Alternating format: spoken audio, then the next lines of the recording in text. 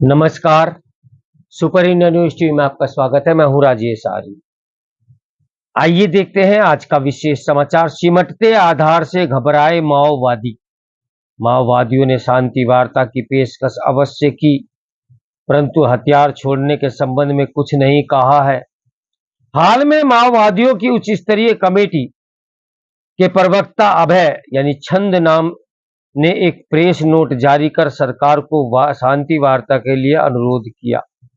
अभय ने वार्ता के लिए अनुकूल माहौल तैयार करने के साथ नए सुरक्षा कैंप स्थापित न करने और सुरक्षा बलों द्वारा माओवादियों के विरुद्ध चलाए जा रहे अभियान बंद करने की शर्तें रखी हैं। इसके जवाब में छत्तीसगढ़ के गृह मंत्री विजय शर्मा ने कहा है कि सरकार माओवादियों से बातचीत कर सकती है, परंतु कोई शर्त मान्य नहीं होगी।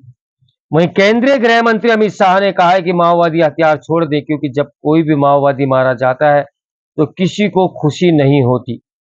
माओवादियों ने शांति वार्ता की पेशकश अवश्य की है, परंतु हथियार छोड़ने के संबंध में कुछ नहीं कहा है।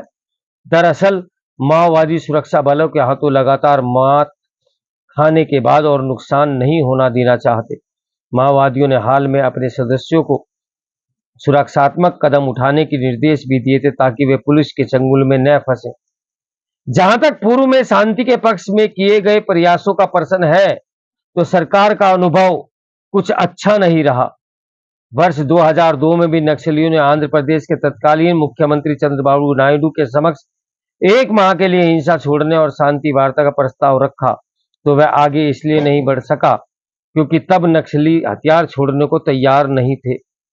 वार्ता की आड़ में नक्सल विचारधारा की मुख्य 2 पार्टियां सीपीआई एमएल पीपुल्स वार और Maoist communist centre of India मिलकर सीपीआई माओवादी पार्टी बनाने में व्यस्त थी। 2004 में इन 2 पार्टियों का विलय हो गया। इससे यह स्पष्ट हो गया कि बातचीत का समय नक्सलियों ने अपनी राजनीतिक एजेंडे को प्रसारित करने के लिए उपयोग किया था। शांति वार्ता का अगला प्रयास तत्कालीन गृह मंत्री पी चिदम्बरम द्वारा मई 2010 में किया गया। सामाजिक कार्यकर्ता स्वामी अग्निवेश के माध्यम से माओवादियों के नाम गृह मंत्री ने एक पत्र लिखकर माओवादियों को 72 घंटे के लिए हिंसा रोकने के लिए अनुरोध किया, ताकि वार्ता के लिए माहौल तैयार किया जा सके। परंतु उसी दौरान 1 जुलाई 2010 को माओवादियों की केंद्रीय कमेटी के सदस्य आजाद की आंध्र प्रदेश पुलिस मुठभेड़ में मृत्यु हो जाने के बाद बातचीत के प्रयास वहीं रुक गए। वर्ष 2011 के बाद से माओवादी खुद यह मानते आए कि उनका जन आधार लगातार घट रहा है। सुरक्षा बल नए नए कैंप और पुलिस थाने स्थापित कर लगातार आगे बढ़ रहे हैं। माओवादियों की पीपुल्स लिबरेशन गोरिल्ला आर्मी की कई कंपनियां कमजोर होकर प्लाटून में के आकार में बदल गई हैं। दिसंबर 2020 में जब माओवादियों की केंद्रीय कमेटी ने अपने संगठन की समीक्षा की, तो पाया कि पूरे देश में वे पीछे हटने की स्थिति में है। अपनी तथाकथित क्रोध को आगे बढ़ाने के लिए माओवादियों की केंद्रीय कमेटी ने तब कुछ निर्णय लिए, परंतु वे अपना नुकसान होना नहीं रोक पाए और लगातार कमजोर होते गए। वर्ष 2024-25 में अब तक 330 से अधिक माओवादी मारे जा चुके हैं, जिसमें कई बड़े लीडर भी हैं। वर्ष 2024 में केंद्र सरकार ने जब राज्य सरकार से मिलकर मार्च 2026 तक माओवादी समाप्त करने का लक्ष्य रखा, नए कैंप स्थापित करके माओवादियों को सुरक्षात्मक कदम उठाने के लिए मजबूर कर दिया गया, तो ऐसी स्थिति में माओवादियों ने अब फिर शांति वार्ता का प्रस्ताव रखा है। माओवादी स्थायी समाधान के लिए हथियार छोड़ने को तैयार है अथवा नहीं, ये स्पष्ट नहीं किया है।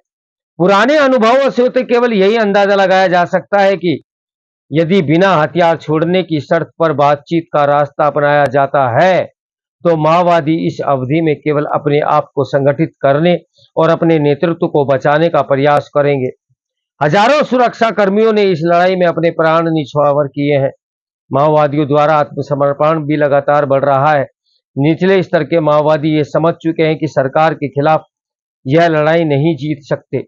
केंद्र और राज्य सरकारें मिलकर विकास की कई योजनाएं लागू कर रही हैं, ताकि आदिवासियों का जीवन स्तर बेहतर हो सके।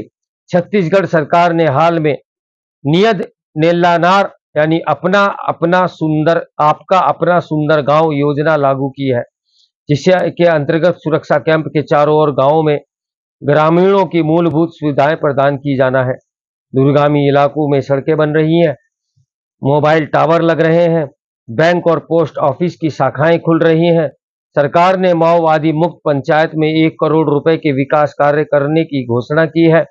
इसलिए अब जरूरी है कि माओवादी ये स्पष्ट करें कि क्या वे स्थायी समाधान के लिए हथियार छोड़ने को तैयार हैं, अर्थात क्या वे सशस्त्र क्रांति का रास्ता त्यागने के लिए तैयार हैं।